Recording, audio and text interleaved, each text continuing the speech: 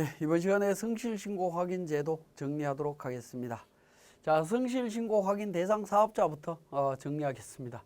대상 사업자는 해당 연도 수익 금액이 도소매, 제조, 건설, 부동산, 임대 세 가지 그룹이 있었죠. 그 그룹 기준으로 15억 7,500, 7억 5천, 5억 이상인 수익 금액일 때 적용을 합니다.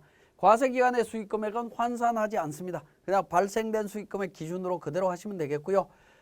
별표 3의 3 현금 영수증 의무 발행 업종 중에 사업 서비스업은 5억 원 이상 기준을 적용을 합니다. 대부분 이제 그러니까 현금 서비스 업종 중에 현금 영수증 의무 발행 업종 중에 사업 서비스 업종들은 3번 그룹에 들어 있습니다. 기본적으로 3번 그룹에 들어 있는데 그 중에 간혹 빠져 있는 그룹이 있을 수 있는데 그렇다 하더라도 그러니까 5억 기준으로 간다라는 거고요. 자, 2억 2 이상의 업종을 겸용하는 경우에는 주업종을 기준으로 환산한 금액 기준으로 판단하시면 되겠습니다. 자, 수익 금액과 관련되는 부분인데요. 이 부분은 제 강의 계속 지금 들으신 분들은 몇 번 지금 이야기하는 부분들이긴 합니다. 자, 수익 금액과 관련해서는 결정 경정 증가된 수익 금액 포함하고요. 사업용 유형 자산을 양도함으로써 발생한 수익 금액은 제외하도록 하고 있습니다. 자, 성실신고 확인분은 2020년 2월 11일 이후 성실 확인하는 분부터 적용하도록 되어 있습니다.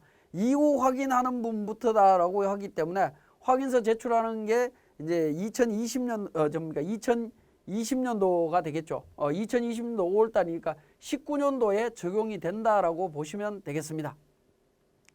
자, 성실신고 확인 대상자 판정 사례가 되겠습니다. 판정 사례는 예를 들어서 제조업이 8억입니다. 근데 2019년도 5월 달에 신규로 개업을 했습니다. 제조업은 두 번째 그룹에 들어가죠. 두 번째 그룹은 7억 5천 기준입니다. 그죠? 7억 5천 넘었기 때문에 그냥 대상이다라는 겁니다. 신규 사업자 등록 여부와 상관없이 대상입니다. 자, 제조업 6억입니다. 전년도 20억인 경우에 대상이냐 아니냐. 당해 연도 수익금액 기준으로 하기 때문에 대상에서 제외됩니다. 자, 제조업 6억이고요. 7월 1일 날 중도에 법인 전환할 때까지 수익금액 전년도 6억이었다라는 겁니다.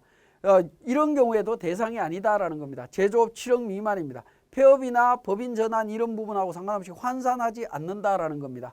자, 도매업 12억이고요. 제조업 2억이다라고 하면 이 경우에는 업종이 다르죠. 그룹이 1번 그룹과 2번 그룹입니다. 합쳐서 환산해서 적용을 합니다. 환산 적용하면 대상이 된다라는 겁니다. 주업종은 12억이죠. 도매업입니다. 도매업일 때는 15억 기준입니다. 단순 합쳤을 땐 14억인데 환산하게 되면 16억이 나온다라는 겁니다. 그러한 경우에는 적용이 됩니다. 자, 음식점 6억이고 부동산 1억입니다. 음식점은 2번 그룹, 금액이 더 크기 때문에 음식점이 주업이 되겠죠. 그렇게 환산하게 되면 7억 5천이 나옵니다. 대상이 된다라고 보시면 되겠네요. 자, A 사업장, B 사업장이 도매업은 10억이고 부동산 임대 2억입니다. 이런 경우 환산하게 되면 16억이 됩니다. 그러면 대상이 된다라는 겁니다. 자, 공동사업장과 단독사업장이 있을 때 어떻게 되느냐? 공동사업장 따로 판단해서 단독사업장 따로 판단하고 해서 개별적으로 판단을 합니다. 둘 다 그러니까 기준 미만이기 때문에 대상이 안 된다. 이렇게 보시면 되겠습니다. 자, 그래서 당해연도 수익금액은 환산하지 않는다라는 거 기억해 주셔야 되겠고, 공동사업장의 경우에는 개별 지분과 상관없이 사업장별로 별도로 판단한다라고 보시면 되겠습니다. 자, 성실신고 확인자 범위 및 신고기한 연장에 대한 부분이 되겠습니다. 자, 성실신고 확인자 범위는 세무사나 세무법인, 회계법인이 성실신고 확인을 할 수 있습니다. 자, 그리고 선임신고는 2020년 2월 11일 이후 제출하는 분부터는 폐지됐습니다. 그러니까 폐지됐다라고 보시면 되겠고, 종합소득세 신고 확정기한은 신고기한은 6월 30일로 연장됩니다. 자, 5월 말까지가 아니라 6월 말까지 신고하시면 됩니다. 자, 성실신고 확인에 대한 지원제도입니다. 성실신고 확인 비용에 대한 세액공제 부분입니다. 확인에 직접 사용한 금액의 60%를 세액공제를 해줍니다. 세액공제를 해주는데 한도는 120만 원 적용을 하고 있고요. 공동사업자는 구성원별로 세액공제 한도 적용을 하도록 되어 있습니다. 구성원별로 합니다. 그러니까 따로따로 120만 원 한도로 해서 공제받을 수 있다라고 보시면 되겠네요. 자, 일부 업종에 대해서는 성실신고 확인서 제출하는 경우에도 세액공제 받을 수 있습니다. 과거에는 모든 사업장을 제출해야만이 적용이 되는데 예를 들어서 제조업을 하는데 성실 대상입니다. 근데 주택임대가 조그만한 게 하나가 있다라고 했을 때 이걸 추계로 신고하면 전체를 공제 못 받는 문제가 있었는데 일부 사업장에 대해서도 적용을 해줍니다. 자, 2월 공제도 가능하다라는 겁니다. 의료비, 교육비, 월세 세액 공제 적용이 가능합니다. 성실신고 확인서 제출한 자는 의료비, 교육비 지출액의 15%, 확인서 제출한 자는 월세 지급액의 12%를 세액 공제 적용받을 수 있고요. 해당 월세액은 750만 원을 한도로 합니다. 월세액 750만 원에 12%를 적용받을 수 있습니다. 그리고 농특세, 최저한세 적용된다라고 보시면 되겠네요. 성실신고 확인서 미제출 시의 불이익입니다. 자, 미제출하게 되면 산출세액의 5%를 미제출 가산세로 적용을 합니다. 무신고 가산세와 무기장 가산세 중에 큰 금액과 성실신고 확인서 미제출 가산세가 동시에 적용이 된다. 얼마 전까지만 하더라도 동시에 적용이 될 때는 둘 중에 큰 금액으로만 하도록 돼 있었습니다. 그렇지만 이 부분에 대해서 적용이 될 때는 같이 적용을 합니다. 동시에 적용이 되니까 항상 미제출 가산세 5%는 부담된다라고 보시면 되겠네요. 그리고 제출하지 않으면 사업자에 대해서 세무조사나 성실신고 확인자에 대한 제재가 따라옵니다. 자, 지금까지 설명드린 내용을 바탕으로 우리 세무사랑 프로에서 작성하는 과정을 살펴보겠습니다. 자, 성실신고 확인서 작성 실무에 대해서 설명을 드리도록 하겠습니다. 자, 세무사랑 프로의 개인조정의 두 번째 탭에 성실신고 확인 제도가 있고요. 여기에 첫 번째 있는 부분 성실신고 확인자 선임신고서입니다. 선임신고서는 올해부터 폐지가 됐기 때문에 제출하실 필요는 없는데요. 자, 이 부분은 우리가 성실신고 확인 대상자의 여부를 판단할 때 유용하게 활용할 수 있기 때문에 작성을 한번 해보겠습니다. 자, F2번 대표자 찾습니다. 자, 우리는 1110번 회사죠. 1110번 백두산 선택을 했습니다. 자, 선택을 하면 회사 등록사항에서 공동사업자 여부, 성실사업자 여부 조회가 됩니다. 자, 첫 번째 수익금액 5억이다라고 가정을 하겠습니다. 5억 원 등록을 했고요. 자, 분류는 2번입니다. 2번 코드고요. 자, 그 다음에 또 코드를 찾습니다. 코드를 찾으면 어떻게 됩니까? 회사 코드 도움에 공동사업자인 경우에는 1거주자로 봐서 성실신고 확인 대상자인지 여부를 판단한다. 공동사업장은 별개의 라인으로 작성해야 된다라는 부분이고요. 그렇지 않는 경우에는 다른 부분들을 우리가 찾아서 등록하시면 됩니다. 자, 간편 주택 임대와 관련되는 부분 1107번이 있다라고 하면 등록을 합니다. 부동산 임대와 관련되는 부분이죠. 수익금액 예를 들어서 5천만 원 있다라고 가정을 하겠습니다. 자, 이런 경우에 3번 그룹으로 판단을 하게 되면 어떻게 됩니까? 전체 금액이 5억 7,500, 환산 금액은 5억 7,500이 됩니다. 그러면 성실 기준 금액에 미달하기 때문에 성실 대상이 되지 않겠죠. 또 사업장이 있다라고 하면 또 조회를 해서 우리가 적용을 시켜 보도록 하겠습니다. 자, 1102번에 있는 부분입니다. 자, 이 부분도 부동산 임대 부분입니다. 예를 들어서 부동산 임대 금액이 1억 원이 있다라고 가정을 하죠. 3번 그룹입니다. 자, 이렇게 계산하면 5억 9천, 이렇게 계산해도 성실 대상자가 안 되는 걸로 나오네요. 자, 그러면 그룹이 만약에 우리는 업종이 3번 그룹이 맞습니다만은 예를 들어서 이걸 1번 그룹이다라고 바꾸게 되면 또는 2번 그룹으로 바꾸게 되면 어떻게 될 거냐 하는 부분입니다. 자, 이런 형태로 분류에 따라서 성실 기준 금액의 적용 여부를 각자 계산하실 수 있다라는 부분입니다. 그렇게 계산하시게 되면 조금 더 편리하게 성실 대상자 여부를 확인하실 수가 있습니다. 그런 측면에서 성실신고 확인자 선임신고서 작성 의미가 있다라고 보시면 되겠습니다. 물론 제출하지는 않습니다. 자, 성실신고 확인서가 되겠습니다. 성실신고 확인서는 성실신고 확인 서류를 다 작성하신 후에 작성하는 부분이다라고 보시면 되겠습니다. 기본적으로 F12 불러오기를 통해서 관련되는 정보를 등록을 해주시면 되겠습니다. 자, 그렇게 해서 확인이 이루어졌다라고 하면 확인자 성함 적고 저장하시면 되겠습니다. 자, 요 성실신고 확인신고서는 맨 마지막에 작성하는 거다라고 보시면 되겠고요. 그 다음에 성실신고 확인비용 세액공제 신청서가 되겠습니다. 자, 세액공제 부분은 예를 들어서 확인비용을 500만 원 받았다라고 하면 그러니까 확인비용 500만 원에 공제 가능 금액 그러니까 60% 300만 원인데 한도 120이니까 120만 원 공제를 받을 수 있습니다. 그리고 2019년도에 120만 원에 대해서 공제를 하겠다라는 부분이죠. 그러니까 공제 대상 세액이 되겠습니다. 당해연도에 공제를 하는 부분으로 보시면 되겠습니다. 자, 이렇게 이제 성실신고 확인 비용에 대해서 세액공제 신청서를 작성했다라고 하면 우리 과세표준 및 세액공제 세액계산 쪽에서 종합소득세 신고서로 갑니다. 신고서로 가서 8번 종합소득 쪽에서 F7번 부분에서 보시면 성실신고 확인 비용에 대한 부분 선택해서 적용해 주시면 됩니다. 적용하시게 되면 마지막에 성실신고 확인 비용도 반영되어 있는 것을 확인하실 수가 있습니다. 자, 이렇게 이제 저장을 하시면 되겠고요. 자, 두 번째 탭에 성실신고 확인 제도에서 주요 항목 관련되는 부분입니다. 주요 항목 명세서에 대한 부분이 되겠습니다. 성실신고 확인 제도에서 주요 항목 명세서 작성하는 부분이 가장 중요한 내용이다라고 보시면 되겠네요. 자, 주요 항목 명세서와 관련되는 부분은 첫 번째 주요 사업 내용, 그 다음에 수익금액, 필요경비, 사업용 계좌 관련되는 부분으로 이렇게 구성이 되어 있고요. 자, 주요 사업 내용 쪽에서는 사업 내용과 유형자산의 차입금 관련되는 부분으로 구분이 되어 있습니다.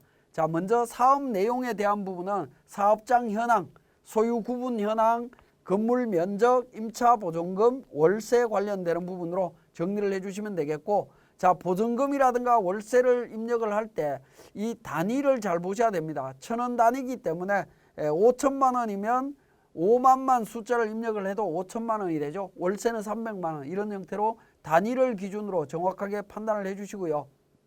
단위는 상단 부분에 F3번 단위에서 1,000원 단위로 되어 있습니다. 자, 이 부분 1,000원 단위로 되어 있다는 거 기억을 하시고요. 그 다음에 주요 사업 내용에서 주요 매출처, 주요 매입처가 있는데요. 주요 매출처는 F12 불러오기를 통해서 반영을 해주시면 됩니다. 그러면 불러오기를 통해서 거래처별로 수익금액 기준으로 자료가 반영이 됩니다. 자, 마찬가지로 주요 매입처도 마찬가지입니다. 주요 매입처도 F12 불러오기를 통해서 반영을 해주시면 되겠고요. 전체 매출에 대비해서 5% 이상인 매출처만 그러니까 불러와서 작성하시면 되겠습니다. 그리고 병원이나 약국, 소매점의 경우에는 매출처가 그러니까 사업자가 아닌 일반 소비자인 경우들이 있는데요. 이런 경우에는 그 최종 소비자 한 사람으로 보고 작성하시면 되겠습니다. 자, 주요 유형자산과 차입금과 관련되는 부분, 이 부분도 F12 불러오기를 통해서 작성하시면 되겠습니다. F12 불러오기를 통해서 계정과목 설정이 있는데요. 그러니까 건물, 기계장치, 비품 관련되는 부분 선택해서 반영해 주시면 되겠습니다. 반영해 주시는데 만약에 리스 자산도 반영을 해 주시면 되겠고, 리스 자산인 경우에는 연간 리스료를 반영하시면 되겠고, 리스 자산이 없다면 그냥 그러니까 불려져 온 내용대로 그냥 처리하시면 됩니다. 차입금과 지급이자 관련되는 부분입니다. 이 부분도 F12 불러오기를 통해서 정리를 하시면 되겠습니다. 새로 불러오겠느냐라는 부분인데요. 단기 차입금과 외화 차입금과 관련되는 부분 반영해서 차입금 용도와 이자 비용에 대한 부분 정보 등록해 주시면 됩니다. 자, 두 번째로 수익금액 검토와 관련되는 부분입니다. 자, 수익금액 검토와 관련되는 부분도 F12 불러오기를 통해서 작성을 해주시면 되겠습니다. 자, 부가가치세 신고 내역과 관련해서 정확하게 판단하셔서 정리를 하시면, 자, 총 수익 금액과 우리 부가가치세 과표에 반영되어 있는 금액과 차이가 있느냐 하는 부분입니다. 차이가 없으면 그냥 넘어가시면 되고요. 차이가 있으면 그 원인에 대해서 그러니까 분석해서 차이 원인을 정리를 해주시면 됩니다. 기본적으로 차이 원인이 없는 것이 바람직하다라고 볼 수 있겠습니다.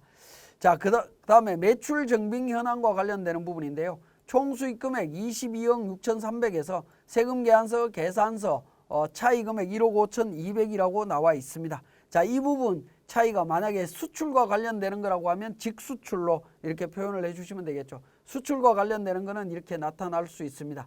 그렇지 않고 여기에 보시면 세금 계산서 계산서 신용카드 현금 영수증 원천징수 관련되는 사업소득 이외의 내용이 있을 수 있죠. 순수한 현금 매출이 있을 수 있습니다. 그러한 경우에는 순수 현금 매출이라고 이렇게 표현을 해주시면 되겠습니다. 자, 다음번에 원천징수 봉사료 신고 사항과 관련되는 부분입니다. 자, 봉사료와 관련되는 부분이 있다면 등록을 해주시면 되겠고, 요거는 이제 5% 원천징수되는 사업자인 경우에만 적용이 된다라고 보시면 되겠네요. 그렇지 않는 경우 일반 업종들은 작성하지 않습니다.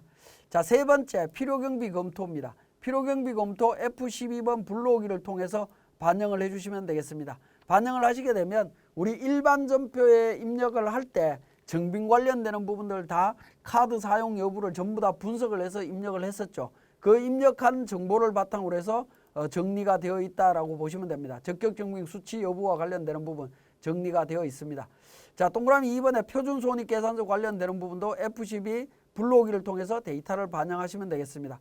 그러면 적격 정빈 수치 관련과 예외 관련 정빈 불비 관련되는 부분이 있습니다. 50만 원인데 이 정빈 불비 관련되는 부분이 접대비와 관련되는 거일 겁니다. 그렇게 분석하셔갖고 이 50만 원에 대해서는 가산세를 적용하거나 아니면 접대비 쪽에서 세무조정이 일어났거나 둘 중에 하나의 원인을 확인을 하셔야 되겠습니다.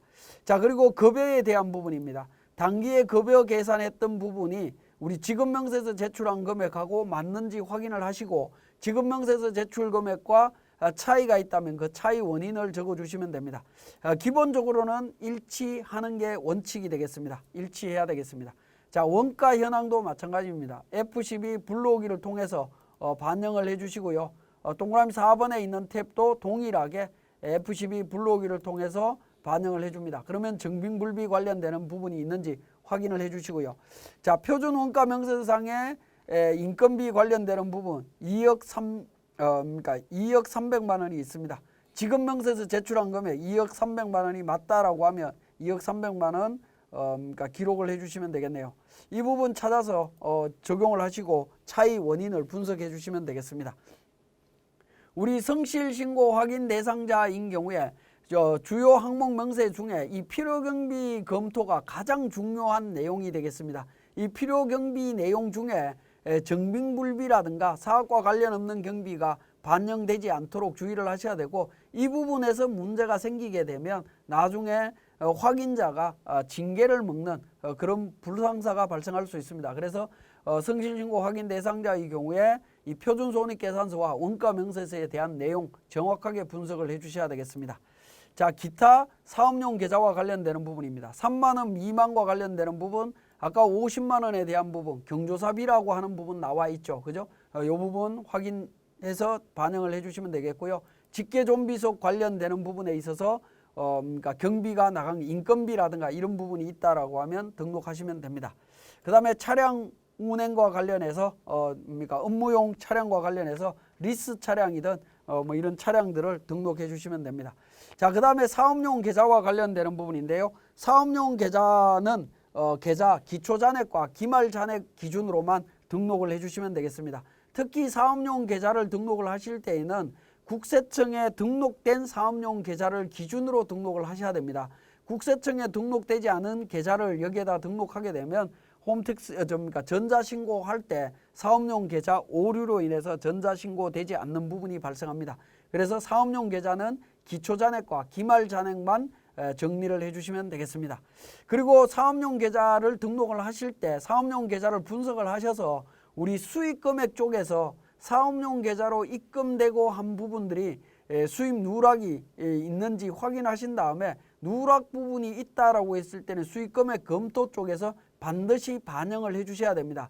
그걸 반영하지 않게 되면 나중에 성실신고 불성실로 인해서 징계를 받을 수 있기 때문에 사업용 계좌에 입금된 매출 수익금액 같은 경우에는 누락되지 않도록 반드시 챙겨보셔야 된다라는 거 다시 한번 말씀을 드립니다.